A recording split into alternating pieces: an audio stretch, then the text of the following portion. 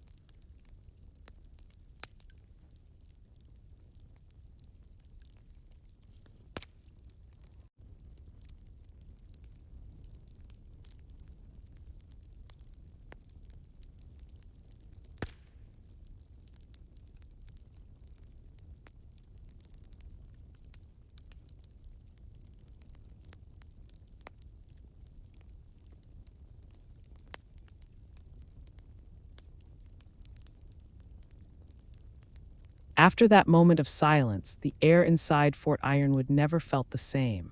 Word travels fast on a base, especially when something happens that no one can explain. By noon, whispers carried my name across the yard, in the mess hall, even in the motor pool. The recruits avoided my gaze, their arrogance blunted into wary curiosity.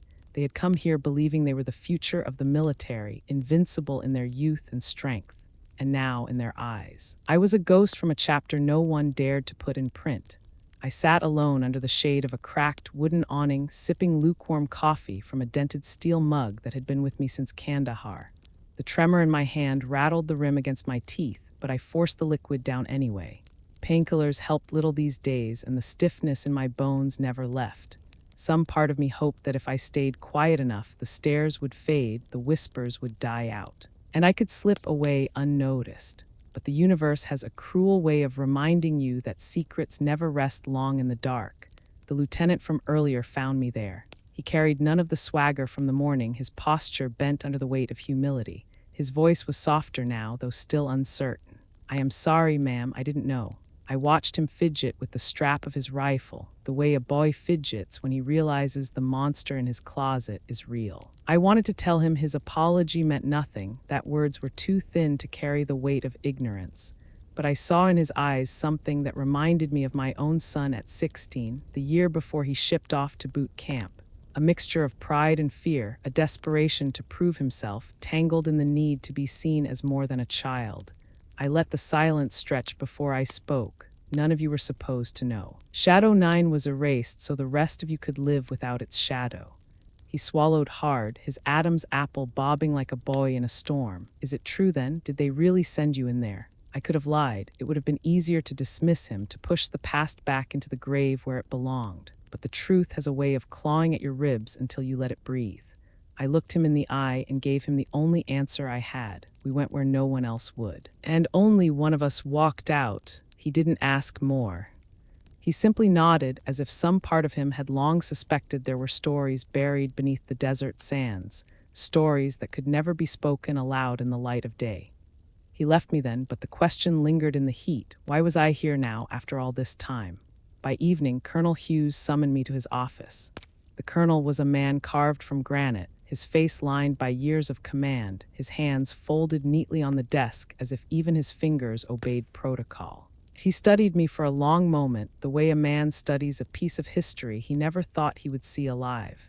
"You made an impression today, Sarah." His voice carried no judgment, only the weight of observation. "Those kids will never look at you the same again." I leaned back in the chair, ignoring the creak in my knees. "I didn't come here to impress anyone, Colonel." He gave a small nod. "I know. But maybe it is time they learned that wars are not fought by perfect soldiers in glossy magazines. Maybe it is time they understood what sacrifice actually costs." His words hit me harder than I expected. For years, I had carried the guilt of surviving when the others had not. I had convinced myself my silence was a form of loyalty, that keeping Shadow 9 buried was the only way to honor them. Yet here was a man in uniform telling me that silence was no longer enough. That night I lay in the barracks, unable to sleep. The sound of boots clanging in the hall, muffled laughter from recruits still clinging to bravado, the faint smell of gun oil in the air. It was all too familiar, a cruel echo of a life I thought I had left behind. I closed my eyes and tried to shut out the noise, but memories have sharp edges and they cut without warning. I saw the faces of the 9 again, each one lit by the pale glow of a desert moon. I heard their voices, their last words, their laughter before it all went silent. The tattoo on my back burned as if the ink itself remembered. The next morning, I stood in front of the recruits. Their instructors had given me the floor, though I had not asked for it. They watched me with a mixture of fear and awe, waiting to see if I would peel back the curtain on the myth that haunted the special operations community. I took a deep breath, the desert air hot against my lungs, and spoke with the voice of someone who had nothing left to lose. "You think strength is measured in miles you can run, or the weight you can carry, or how loud you can shout. But strength is quieter than that. It is the choice to stand when your legs are broken. It is the will to step into the dark when you know the light may never find you again." Their eyes locked on me, not a sound in the yard except the rasp of the wind. I did not give them details. I did not speak of classified missions or political agendas. I spoke of the cost of service, the kind that leaves scars you cannot see, the kind that steals your sleep, the kind that brands your skin with memories you cannot wash away. One of the younger recruits, a woman with freckles scattered across her nose, raised her hand. "Why do you still wear the uniform if it hurts so much to remember?" I felt my throat tighten, but I forced the words out. "Because someone has to carry their names. If I stop wearing this, if I stop showing up, then Shadow 9 dies a second time, and I will not let that happen." For a long moment, no one moved. Then slowly, the lieutenant from the day before stepped forward. He stood at attention, his salute crisp, his eyes fixed on me not with arrogance but with something like respect. One by one, the others followed until the entire formation stood saluting the woman they had mocked only 24 hours earlier. The sun rose higher, blinding against the sand, but for the first time in years I felt its warmth as more than just heat. It felt like a reminder that even in shadows, light finds its way back. If you are still with me, know this. That morning at Fort Ironwood was not the end of my story. It was the beginning of something none of us could have foreseen. And as much as I wanted to walk away, fate had already chosen a different path. The salute from those recruits at Fort Ironwood lingered in my mind long after the dust settled and the sun bled red against the horizon. Respect is a fragile thing in the military. It can be won in a moment and lost just as fast. But for me, that salute was not a victory. It was a reminder, because behind every star inked into my back there was a story, and each one ended in silence. The truth of Shadow 9 was not something I wanted to remember. But once you open the door, memories do not politely wait outside. They flood in, uninvited, carrying the voices of the dead with them. I first met them in a hangar in Kuwait years ago. We were 9 in total, pulled from different units, different backgrounds, each of us selected not for rank or medals, but for our ability to do what others would not. The briefing was short, blunt, and laced with the kind of secrecy that makes your stomach twist. Intelligence had discovered a bioweapon lab operating deep in the shadows of a war-torn city. It was not just another roadside bomb factory. This was different. The pathogens they were cultivating had the potential to erase entire towns without a single shot fired. If the enemy succeeded, they could unleash chaos on a scale that made nuclear weapons look crude. Our mission was simple in words and impossible in practice. Infiltrate, dismantle, eliminate, and leave no trace that we had ever been there. I can still see their faces as clear as the morning sun. Mason, the team leader, a Marine with eyes like flint who carried the weight of command as if he had been born with it. Ray's, quick-witted and sharper with a blade than most men with a rifle. Thompson, quiet as a shadow, the one who always stayed at the back but noticed everything. There was O'Hara, the medic who could stitch a man together in the dark while bullets flew. And Jackson, whose laughter carried louder than gunfire, reminding us that even in hell, joy could survive.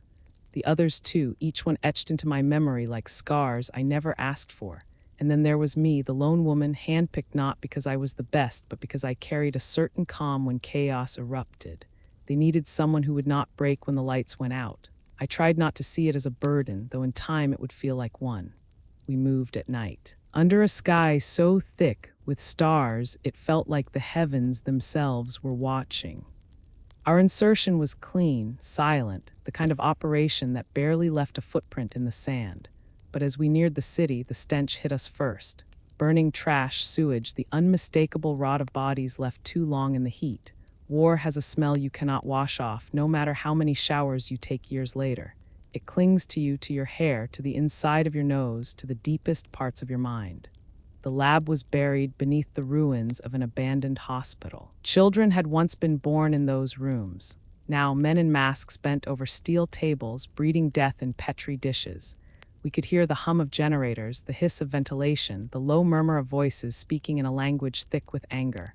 Mason signaled us forward. No words, only hand gestures. Each of us knew what to do. We had done this before in different places with different targets. But something about this mission felt heavier, as if even the air knew what we were walking into. The first shots rang out muffled, suppressed, precise. Rays moved like a ghost, blade flashing where steel met flesh. Thompson covered our backs, eyes scanning every shadow. We moved through corridors painted with dust and despair, clearing room after room. It was fast, brutal, efficient, but missions never go according to plan. In the central chamber, the one housing the vats and vials, alarms shrieked to life. Someone had tripped a sensor, or maybe the enemy had been more prepared than intel suggested. Suddenly, the quiet was gone. Boots pounded against tile. Gunfire erupted. The air filled with screams and smoke. I remember the chaos as if it were happening now. Jackson laughing even as he fired, shouting over the roar that we were not going to die in a basement. O'Hara crawling through blood to drag Mason back after he caught a bullet in the leg. Ray's vanishing into the dark only to reappear behind the enemy with a blade dripping red. And me, pressed against a wall, my heart hammering, my hands steady even as fear clawed at my chest. It is strange what your body remembers. The burn of cordite in your nose, the metallic tang of blood on your tongue, the way the floor vibrates with each explosion. We destroyed what we could, smashing vials, setting charges, praying that the pathogens would burn in the fire. But the enemy kept coming. They had numbers, desperation, and the knowledge that if they held us long enough, reinforcements would trap us like rats. Mason's voice cut through the smoke, commanding, unyielding, fall back, seal the exits. By time, he looked at me then, his eyes steady, a silent command buried in the gaze. I knew what he meant. Someone had to make it out. Someone had to carry the truth. We lost Ray's first. A flash, a scream, his body falling into the dark. Thompson went next, covering our retreat, his last rounds echoing like thunder. O'Hara stayed with Mason, refusing to leave him even when his wounds made walking impossible. Jackson was the last to go, his laughter swallowed by the collapse of the ceiling as charges detonated around him.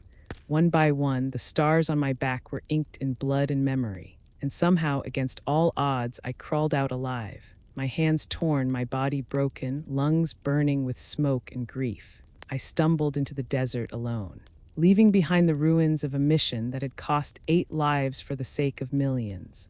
A helicopter picked me up hours later, my uniform shredded, my voice gone.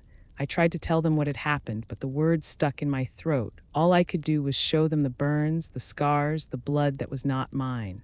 The debrief was short and cold. Officials in suits spoke in hushed tones, their pens scratching across paper as if they were writing a grocery list instead of recording the deaths of 8 heroes.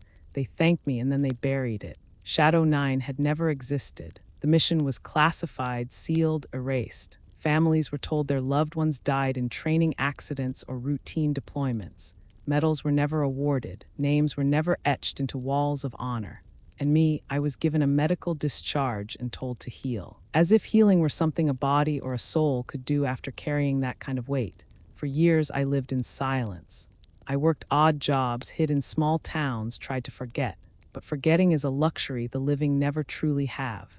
Survivor's guilt is a poison that seeps into every corner of your life. It makes you question why you and not them.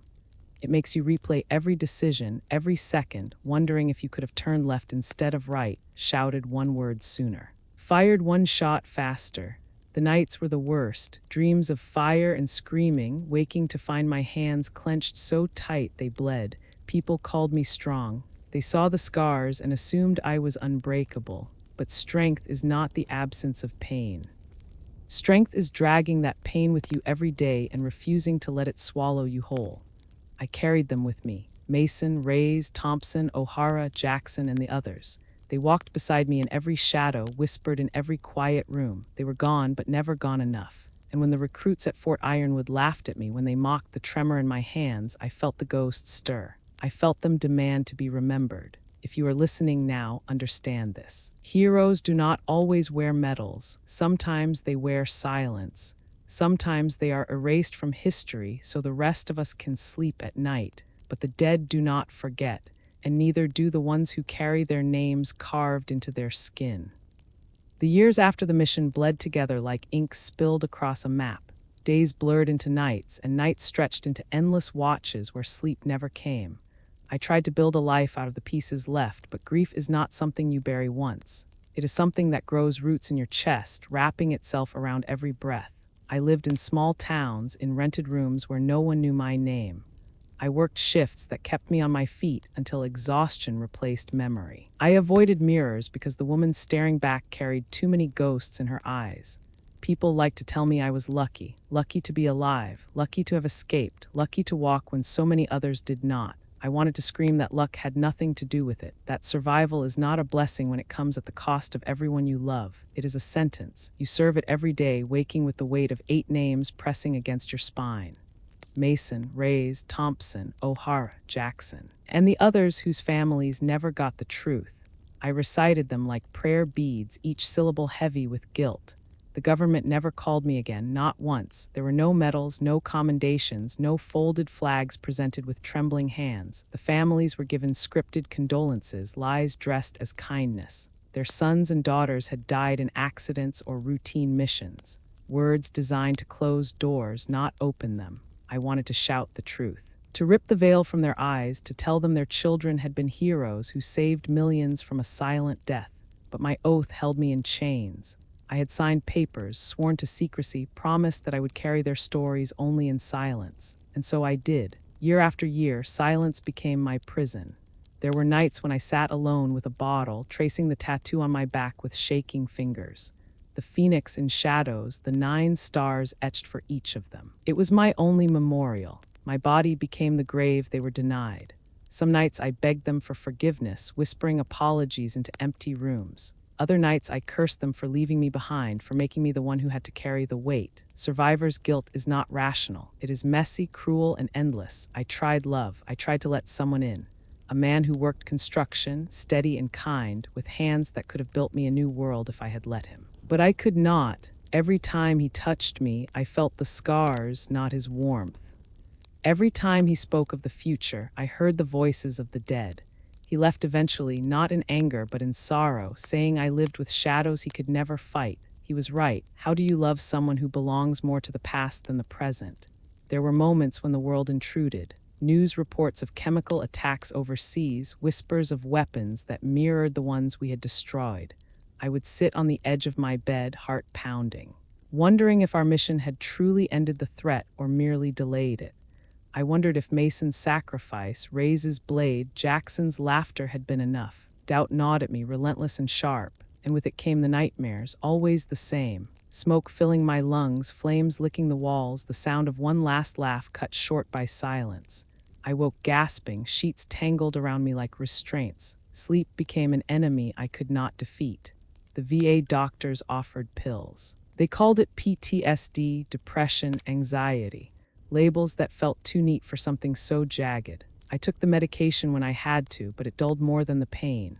It dulled the memories, the sharp edges that kept my friends alive in my mind. I feared that if I let the pills numb me completely, I would lose them all over again, so I walked the line between too much and not enough, forever balancing on the edge of collapse. For a long time, I told myself silence was loyalty, that by keeping their secret, I was protecting their legacy. But silence also meant erasure. It meant the world forgot they ever existed, and forgetting felt like betrayal. That conflict lived in me, tearing at me every day. Do I honor them by obeying the oath, or do I honor them by speaking the truth? There was no answer that gave me peace. And then came Fort Ironwood, standing in that dust. Mocked by boys and girls who had never seen war beyond a screen, I felt the ghost stir again.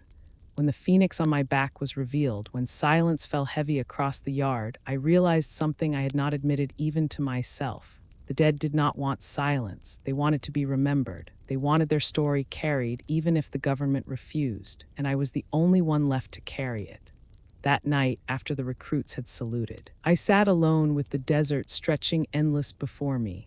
The stars were sharp against the black sky, the same stars I had once seen in Kuwait, in Afghanistan, in all the forgotten places where Shadow 9 walked. I spoke their names aloud, letting the wind carry them. For the first time in years, I did not whisper. I said them with the force of someone who knew silence had gone on long enough. Mason, Reyes, Thompson, O'Hara, Jackson, each name carved against the night. I felt their presence then, not as ghosts haunting me, but as guardians standing behind me. For once, the weight on my chest lightened. Not gone, never gone, but lighter. Because remembering them out loud felt like defiance. It felt like love.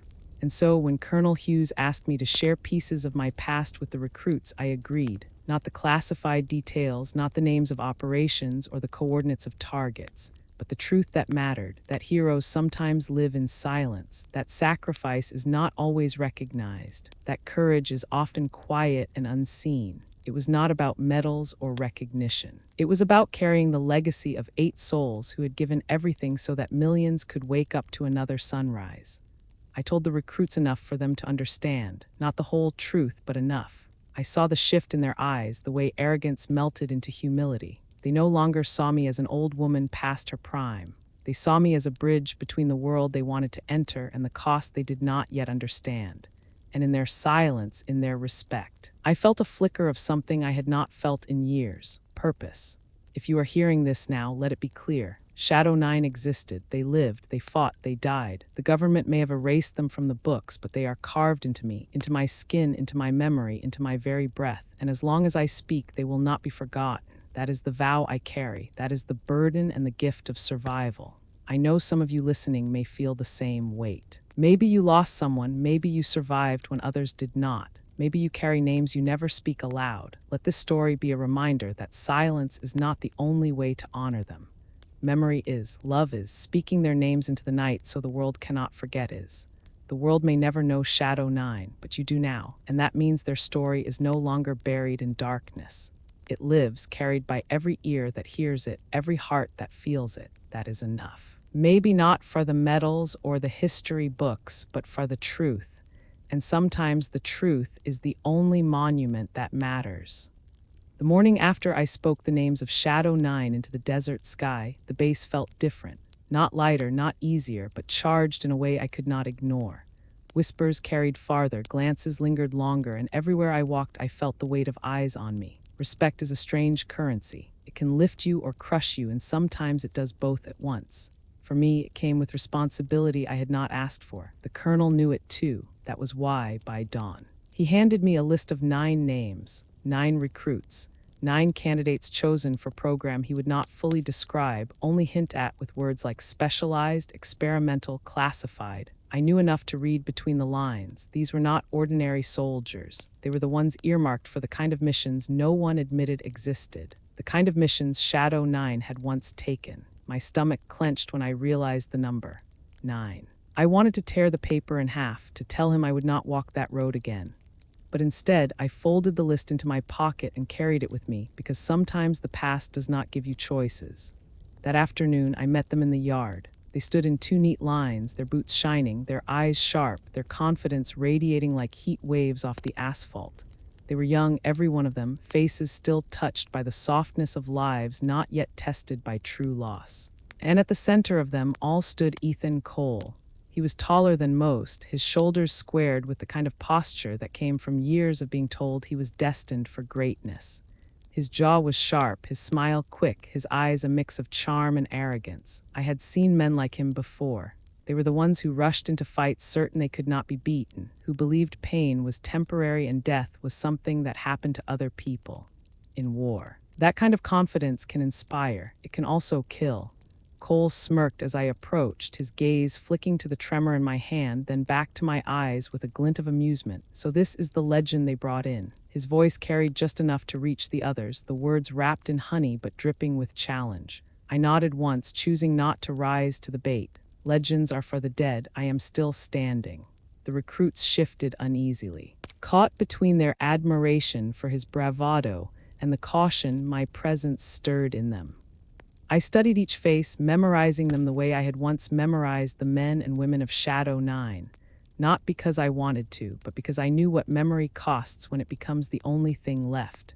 Training began with the basics. Obstacle courses, timed runs, drills designed to test stamina and focus. They excelled at these, as expected. Their bodies were machines honed by months of preparation. Cole was always first across the finish line, always pushing harder, always glancing back to make sure the others saw his triumph. He thrived on competition, on proving himself. And the others, drawn into his orbit, pushed themselves harder too, chasing his shadow. But war is not an obstacle course. It does not reward the fastest runner or the strongest body. War tests the mind, the spirit, the ability to endure when every muscle screams and every instinct tells you to quit. That was the lesson I knew they had not yet learned. And it was the lesson I had been brought here to teach. So I designed a different kind of test. It began in a darkened room, stripped of windows, stripped of clocks, stripped of any sense of time. I had each of them sit alone with nothing but their own thoughts and a recording of distant gunfire playing on a loop. No drills, no shouting instructors, no comrades to lean on, just them and the echo of war pressing against their ears. Hours passed. The first cracks showed quickly. Restlessness, agitation, the fidgeting of hands and feet. By the third hour, one of them broke, pounding on the door, demanding to be let out. By the fifth, two more followed, their confidence unraveling in the quiet. Cole lasted longer, of course. Pride held him there, his jaw clenched, his body rigid. But pride is not enough to hold back ghosts. When I entered the room, I found him pacing like a caged animal, sweat pouring down his face. His eyes darted to me, searching for something to fight, something to conquer. What is this supposed to prove? He spat, anger dripping from every syllable. I met his gaze, unflinching, that you cannot outrun silence. That when the world strips away your weapons, your team, your distractions, all you have left is yourself, and sometimes that is the hardest enemy to face.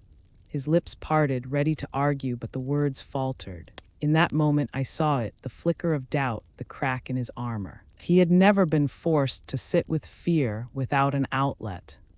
He had never been asked to face his own reflection in the dark, and that was where real strength was measured.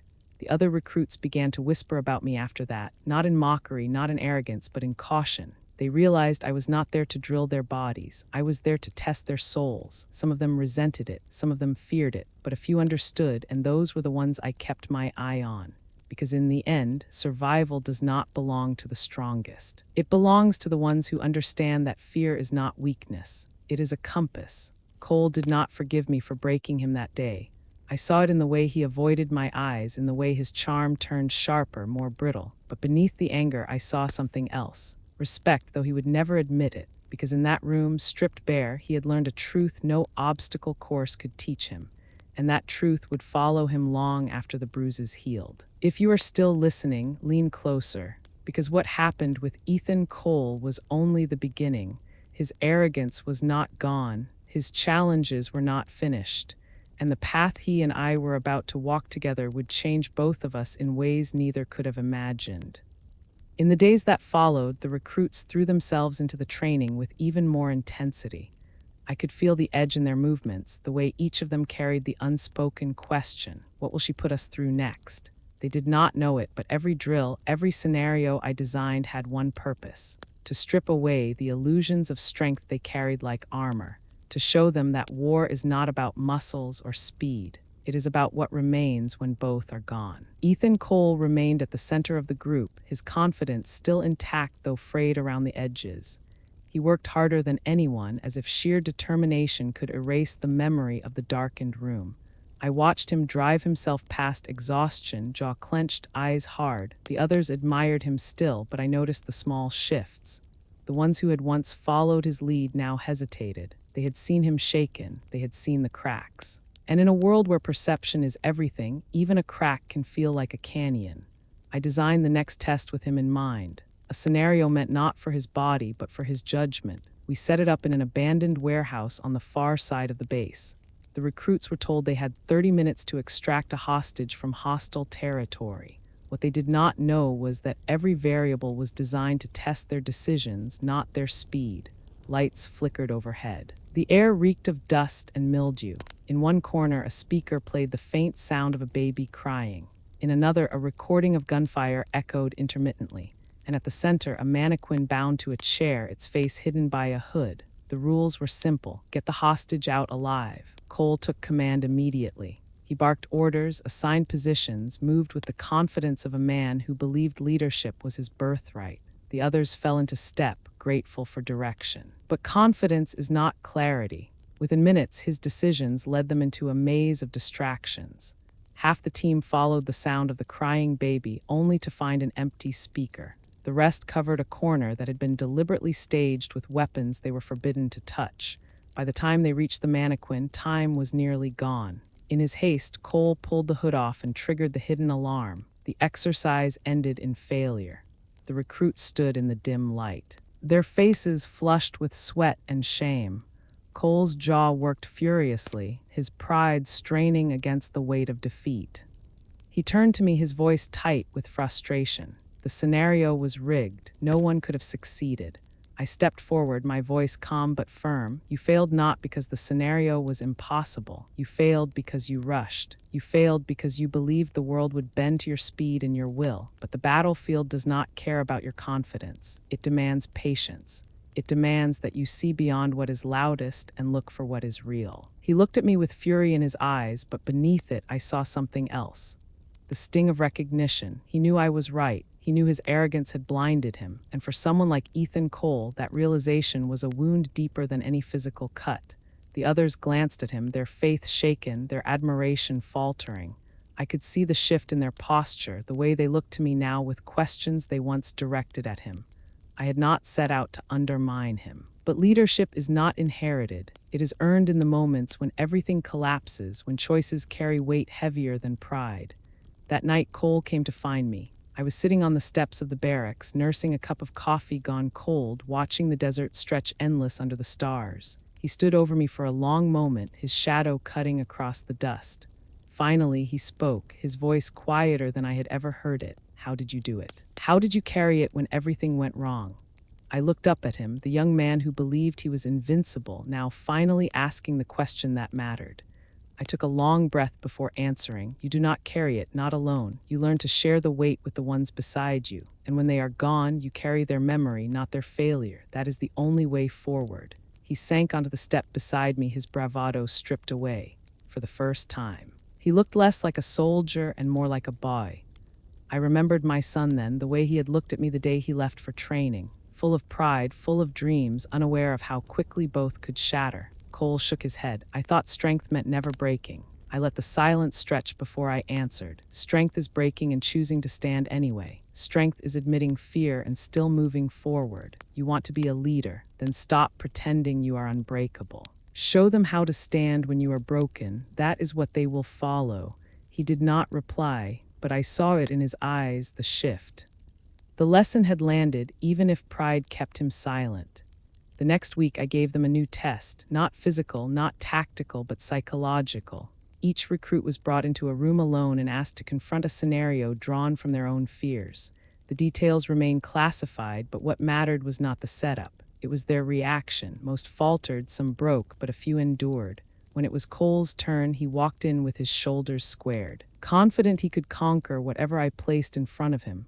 What he faced shook him to his core. The details are his to tell, not mine, but when he emerged, his face was pale, his hands trembling, his eyes hollowed by something he could not disguise. He had failed, not in action, but in understanding. He had discovered that fear cannot be outrun, cannot be charmed, cannot be silenced by arrogance. It must be faced. The others watched as he staggered past them, no longer the invincible leader they had imagined. And in that moment, they saw what I had seen from the beginning. That Ethan Cole was not a symbol of strength. He was a symbol of struggle, and that made him more valuable than his bravado ever had. As for me, I saw something else. I saw the possibility that this boy, arrogant and flawed, might one day grow into the kind of man who could carry the weight of others, but only if he learned to let go of the illusions he clung to. Only if he understood that leadership is not about standing tallest. It is about kneeling lowest to lift others up. If you are listening, remember this. The young will always test the old, and the old will always doubt the young. But somewhere between arrogance and wisdom lies the truth, and sometimes it takes failure to carve that truth deep enough to last. That was the lesson Ethan Cole began to learn. It would not be his last. When the intelligence brief arrived, it felt like the floor dropped out from under me. I had grown used to worrying about threats in places half a world away, threats that made headlines for a day and then evaporated into policy memos. This was different. The report was clinical, stripped of drama, which is the kind of language that makes a lie sound like a sentence. A lab had been identified in a shipping container complex near the port of Houston. The agents detected engineered bacteria, altered in ways that could make a city sick long before anyone realized what was happening. The projections were careful, conservative, and horrifying. A release timed with peak traffic could touch millions. The math was blunt. Civilian casualties were not a possibility. They were a probability. I felt the old adrenaline drum under my skin, the physical memory of readiness that never fully leaves a soldier. Colonel Hughes sat across from me, his face unreadable, his hands folded. He placed a small packet on the desk, the kind of sealed folder that carries orders no one speaks about in the mess hall. He did not need to explain. I had been brought back for a reason. Shadow 9 had a history none of the new doctrine could replicate. We had walked into places the planners refused to consider. We moved when the window was so small that it fit between heartbeats. We assembled the 9 recruits in a briefing room that smelled faintly of coffee and bleach. Their faces were harder now, shaped by the tests, by nights that had stripped away some of the sheen. Ethan Cole sat at the edge of the group, chin set, fists clenched. The others watched me for any hint of what came next. I gave them none. It was a choice. In my experience, fear gains size when given a voice. You will be briefed, I told them. This is different from the scenarios you trained for. You will be judged by choices you make under pressure, not by how fast you can run. Get rest, eat, keep your heads. That was all I would say in that room. Outside, the world hummed as it always had, ignorant of the fine thread upon which it was balancing. We moved quickly, but with caution. The port was a maze of containers stacked like giant painted blocks, a patchwork of corporate logos and rust, even on a weekday. The place hummed with trucks and forklifts and the soft rot of goods waiting to be moved. Our insertion was at dark, under a sky that made the city lights look like embers. We crept through service alleys and maintenance corridors, shadows among shadows. I watched my team like a mother watching her children cross a busy street. Only this street wanted to break them. Our intel had pinpointed a specific container, one with a false bottom and a ventilation system that bled onto the dock. The plan was surgical. In, confirm, neutralize, and get out before anyone knew what had happened. No fireworks, no grandstand. The city needed to wake up with the problem solved and no whisper of why. The closer we got, the more the city felt present, not distant. Sirens that had nothing to do with us cut across the night. A worker laughed somewhere over a phone. The mundane noise made my stomach ache. I remembered nights with Shadow 9 where a child had once paused in an alley to ask for bread, how that small human moment could make every mission more complicated. This mission had all the complication of modern life wrapped into concrete and steel. We had rehearsed similar maneuvers, but rehearsal is a pale thing compared with reality. The container lay beneath an awning, the cargo manifest tidy and unremarkable. I slid my gloved hand over the metal and felt the chill. Ethan was at my right elbow, his breath tight with focus. He moved like a man who could still be saved from arrogance by responsibility. The others took their positions, each face set in a mask of calm. I had taught them to write their letters. They had laughed the first time I asked. Real soldiers do not write in peacetime, they said. Then last night, in the pale light of a cot, they sat with trembling pens and paper. They folded envelopes with hands that remembered calluses and new scars, sealing them with a seriousness that made sleep impossible. There is a particular weight to words you write when you do not expect to read them back. They are both a promise and a release. Entry was clean. We cut the seal, pried open the false floor, and the air that came up smelled like cold metal and something else I could not name. The room inside was small, built for equipment, not for people. Rows of racks with sealed vials, cooling fans, a compact rig that hummed with the quiet energy of a machine doing its hidden job. Banners of labeling stickers and a whiteboard with coded notes. This was not a greasy back alley. This was industrial, precise, and terrifyingly efficient.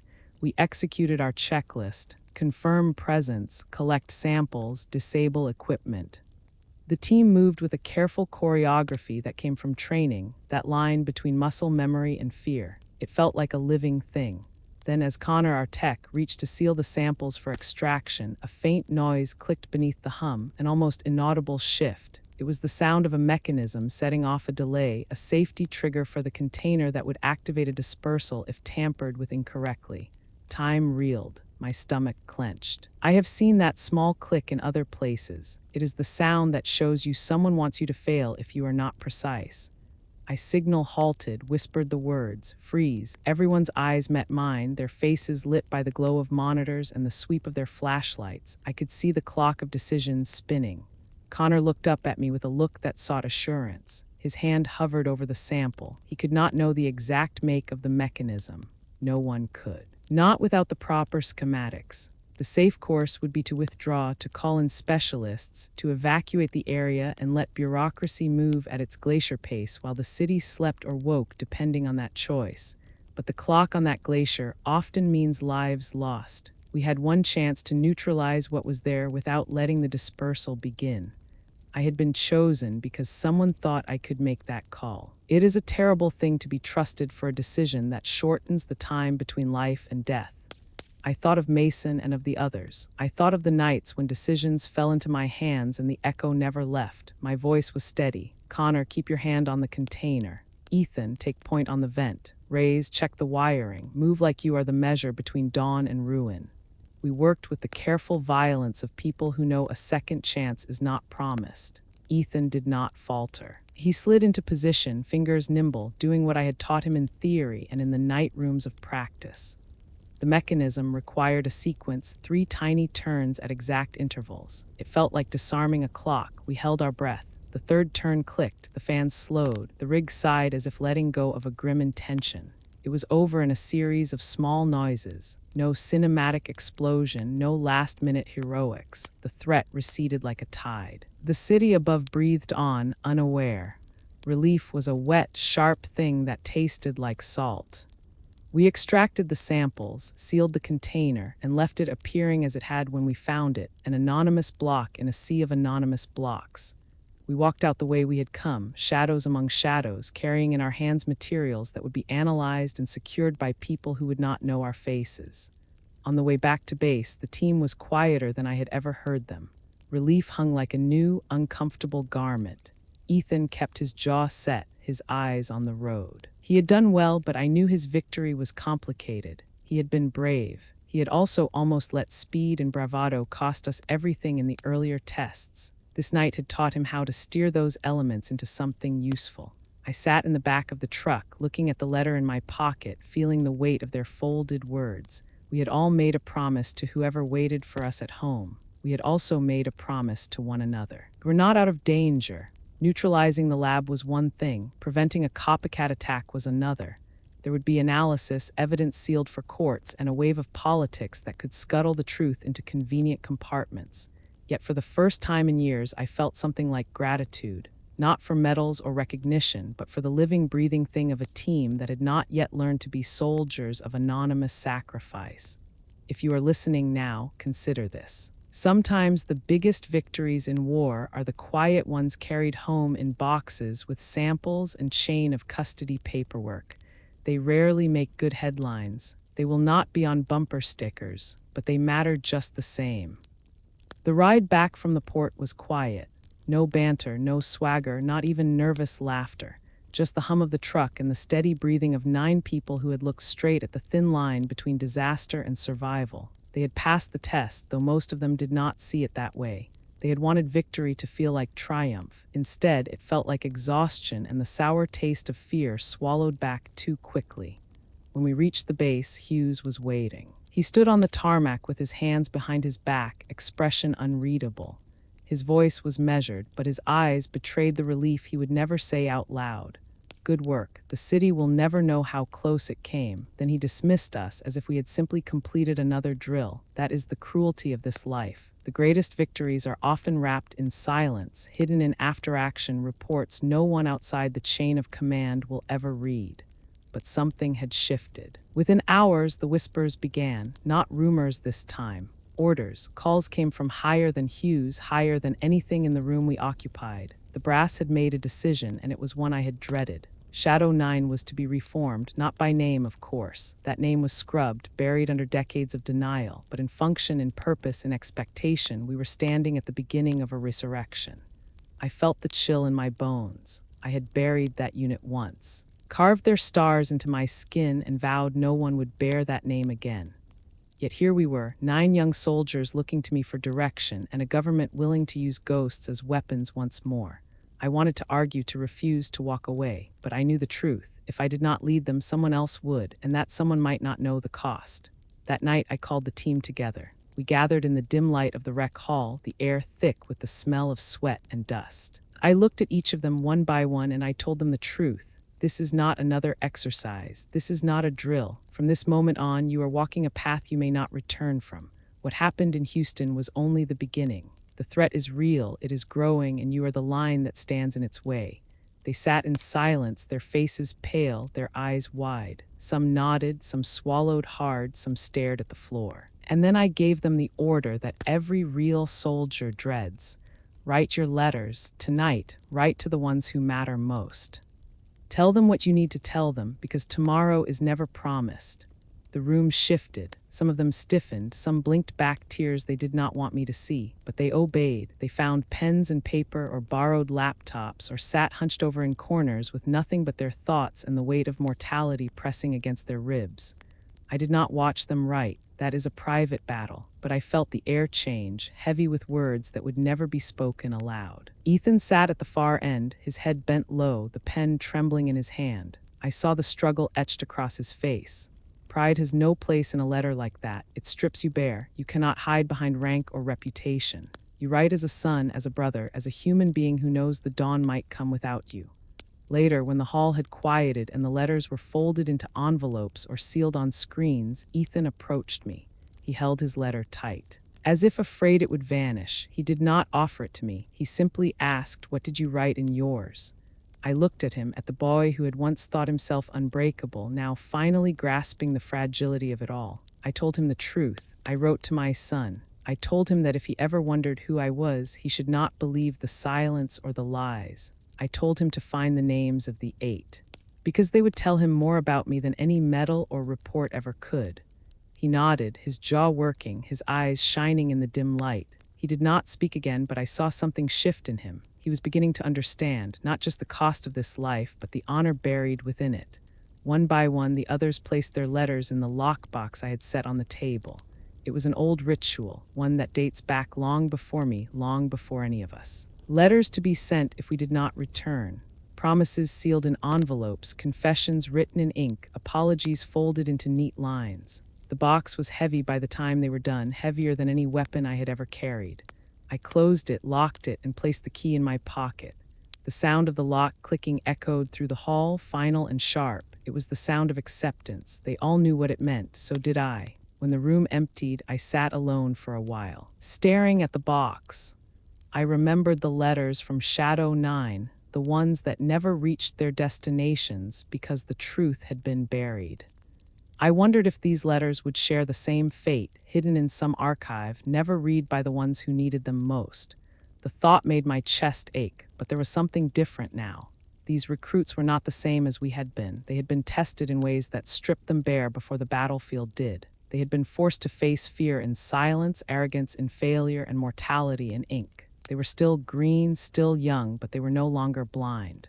I rose, slid the box into the safe, and whispered their names into the dark. Not as a prayer this time, as a promise. Shadow 9 may have been erased, but its spirit lived on in them. And I would not let the world forget again. If you are listening, remember this. Soldiers do not only fight with weapons. They fight with memory, with words left behind, with love that refuses to vanish even when bodies do.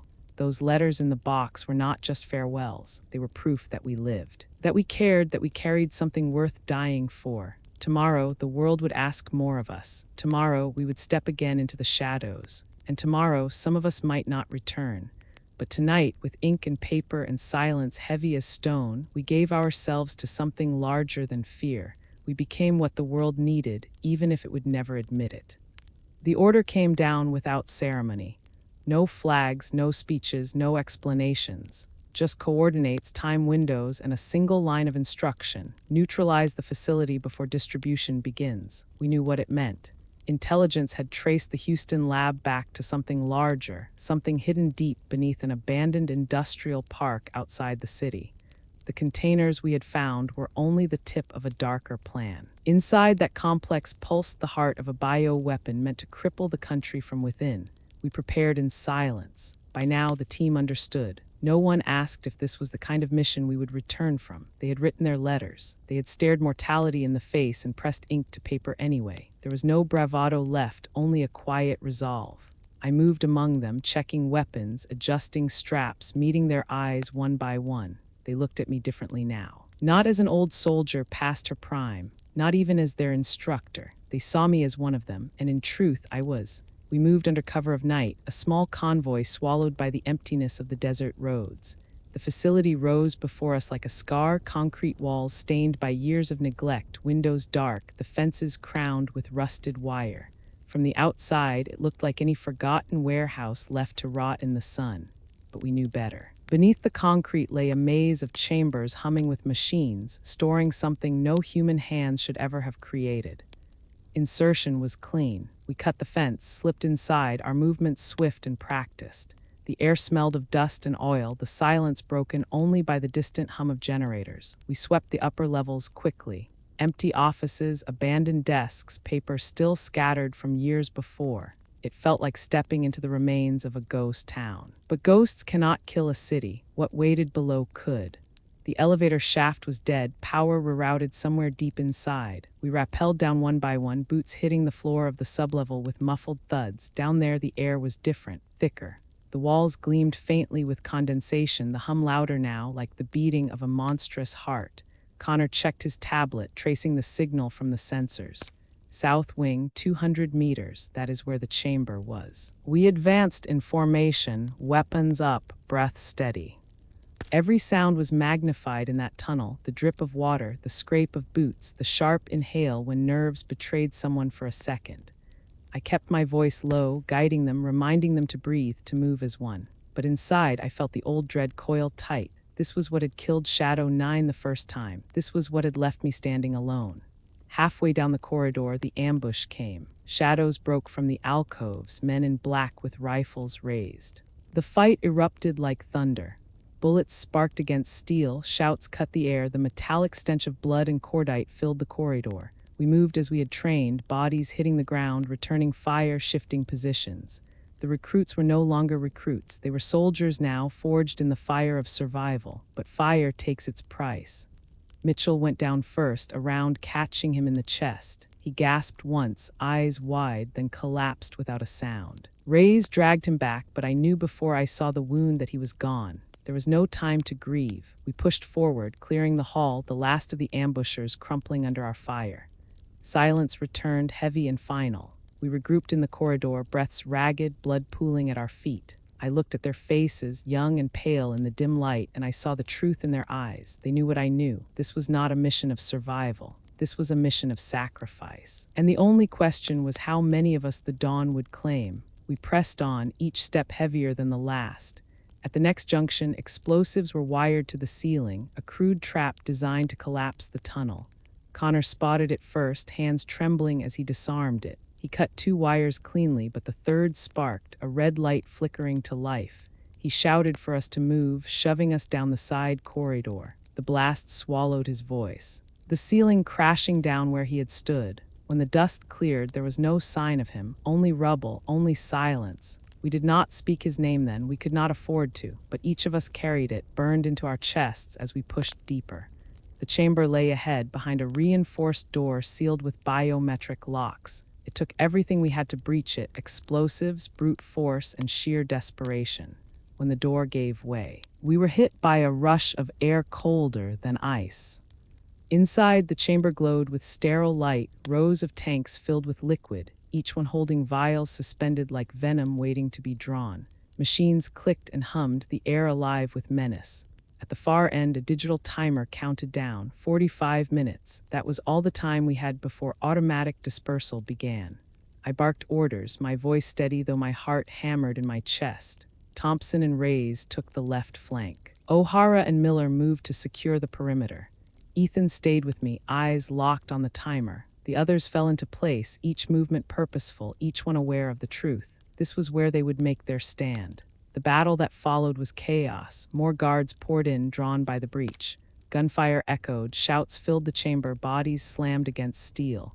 I moved on instinct, years of training and memory guiding every step. Blood streaked the floor. Smoke stung my eyes, the timer ticked lower with every heartbeat. We lost Miller at the tanks. She held her ground until the last moment, her rifle empty, her knife red, buying us precious seconds before a round dropped her. Reyes fell next, covering the south corridor with fire so the rest of us could push forward. He shouted once, a sound of defiance, before silence claimed him too. The chamber became a graveyard of courage. Each one of them gave themselves piece by piece, holding the line, refusing to let the enemy advance. Each death was a blade in my chest, but I could not falter. Not here, not now, and then it was Ethan and me. The timer read less than 5 minutes. My side burned from a bullet that had torn through muscle, my vision blurred with blood. Ethan grabbed my arm, dragging me toward the control panel. His face was pale, his breath ragged. But his eyes burned with something I had not seen before. Not arrogance, not pride, something fiercer, purpose. "Go," he shouted over the gunfire. "Get out of here." I shook my head, gripping my rifle, ready to fight until the last breath. But he shoved me hard, his voice breaking. "This is my fight now. You gave me the truth. Let me give you the chance to carry it." Before I could stop him, he charged the control panel, his body a shield. His hands moving faster than I had ever seen. He ripped wires, jammed circuits, slammed the failsafe override. Bullets tore into him, but he did not stop. He stood until the last second, until the timer froze at 1 second, the countdown dead. His body fell with the machine's silence, the chamber eerily still. The threat was gone, the weapon was destroyed, but Ethan was gone too. I staggered forward, dropping to my knees beside him. His eyes fluttered once, lips moving. I leaned close, hearing the whisper of his final words. "Tell them who we were, tell them why." Then his chest stilled, his hand falling limp against the cold floor. The silence that followed was unbearable. I pressed my hands against the wound in my side. My breath ragged, my vision fading. The chamber around me was a tomb, filled with the bodies of the brave. I did not know if I would make it out, but I knew this much. Their story would not die here. If you are listening, lean closer, because what came next was not the end, it was the beginning of memory. I fragments behind. I remember the sting of smoke in my lungs, the weight of blood soaking through my shirt, the way the chamber tilted and swayed like a ship sinking beneath waves. I remember hands gripping my vest, dragging me through the wreckage, voices shouting in a haze that echoed far away. Later, they told me reinforcements had finally arrived, late enough to find only ruin and the broken body of one survivor. That survivor was me. The hospital smelled of antiseptic and regret. I drifted in and out of consciousness for days, maybe weeks. Tubes tethered me, machines whispered beside my bed, nurses moved like shadows. When I woke fully, Hughes was there, his uniform pressed, his expression hard. He told me the mission was successful. The bioweapon was neutralized. The city was safe. But Shadow 9 was gone again, swallowed by silence. 8 more names to add to the unspoken roll. Ethan Cole among them. The funerals were held quietly, without parades or cameras. Just flags folded with practiced precision, rifles cracking in salute, bugles playing the notes that always cut deeper than bullets. Families gathered in neat rows of grief, some clutching photographs, others staring at the ground as if refusing to believe the earth had taken their children back. I stood apart, my body still healing, my soul too heavy to move. When Ethan's name was called, I felt my chest tighten. His coffin was draped in the flag, carried by men who had never known him, laid down in soil that would not tell his story. His mother stood at the front, her face pale, her hands trembling as she accepted the folded triangle of fabric. She whispered thank you to the officer who handed it over, though her voice cracked on the words. Then Hughes stepped forward. In his hands was an envelope, worn at the edges, sealed with Ethan's cramped handwriting. He cleared his throat, his voice heavy. Ethan left a letter. He wanted it read aloud. The air stilled. Even the birds seemed to fall silent. The chaplain unfolded the paper, his voice trembling as he began. "Mom, if you are hearing this, it means I did not come home. I know you will cry, and I am sorry for that, but I need you to know something. I was not afraid at the end, not because I was fearless, but because I was not alone. I fought beside people who showed me what courage really looks like. They taught me that strength is not about never breaking. It is about standing when you are broken. I mocked a woman once, called her too old, too frail. I was wrong. She showed me the meaning of sacrifice.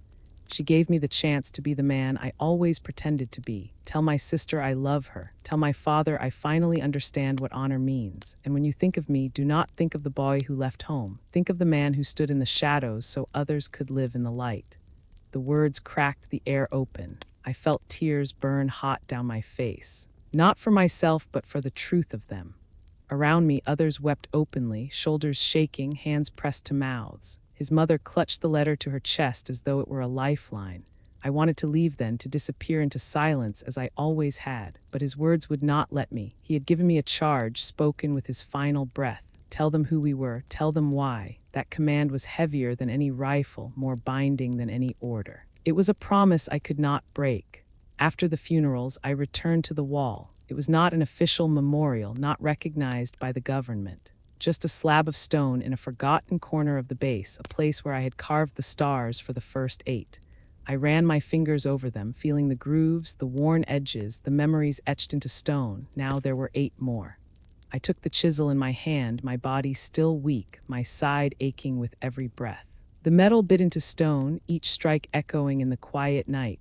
1 star for Mitchell, 1 for Connor, 1 for Miller, 1 for Reyes, 1 for Thompson, 1 for O'Hara, 1 for Jackson, and the last, carved deeper than the rest, for Ethan Cole. The stars formed a constellation of sacrifice, a map of ghosts I carried with me. I stepped back, my hands trembling, my chest heaving. The wall glistened with fresh marks, each one a story, each one a life given so others could live. I whispered their names into the dark, letting the night carry them where I could not. They were gone, but they were not erased. Not as long as I stood, not as long as breath filled my lungs. Their story would live because I would tell it again and again until someone remembered. If you are listening now, know this. Shadow 9 existed, twice. Both times, they walked into darkness without hesitation, knowing it might claim them. Both times. They chose sacrifice over survival, love over fear. Their names may not be carved in marble in Washington. Their stories may never appear in history books, but they live in me.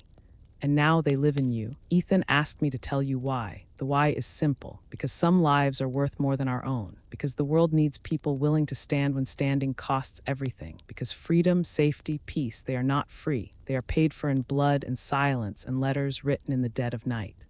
I am Sarah Whitaker, the last survivor of Shadow 9. My body is scarred, my soul heavy, but I am still here. I carry their stars on my skin and on this wall, and as long as I draw breath, I will not let them be forgotten.